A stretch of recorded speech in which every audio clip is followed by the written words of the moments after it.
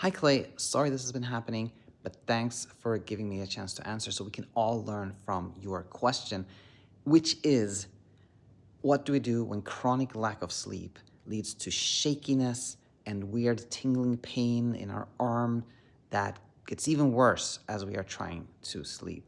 Here's how I see it. There are many human beings who are actually chronically sleep deprived, sleep very little over long stretches of time. And I think, first of all, about parents, imagine like let's say a single parent with twins or something like that. That person is going to be very sleep deprived for long periods of time. Or people in the army, military, where they do these like long periods of time where they do like very, very intense exercise and drills and are sleep deprived a long time. Or the entrepreneur or business owner who's like just starting something and is hardly sleeping, right?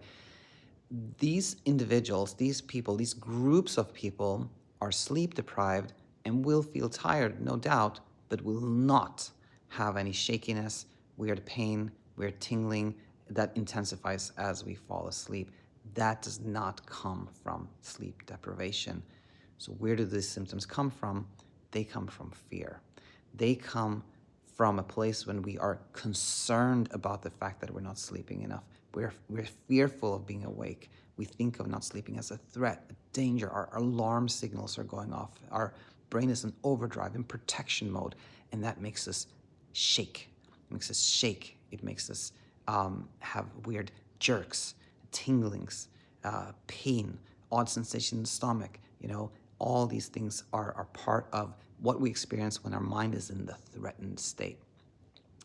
And this leads us also to see why they intensify as we're trying to sleep, or that they can become a struggle of their own. These are symptoms of fear. So imagine what happens when we're afraid of them, when we're concerned of them. We're like, oh my gosh, the lack of sleep is making me shake, making me have this tingling sensation. What we're actually afraid of is a symptom of fear. In other words, we're scared of what it feels like to be scared. And now you can see how this becomes a loop. When we're scared, we become more scared of what it feels to be like to be scared.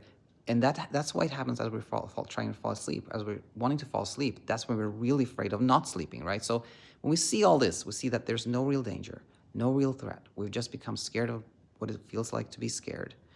And when our alarm system then cools down and we're no longer concerned, we don't feel threatened, all of this fades away. The shakiness, the weird tingling, the lack of sleep, the insomnia, all of it fades away. Hope that helps.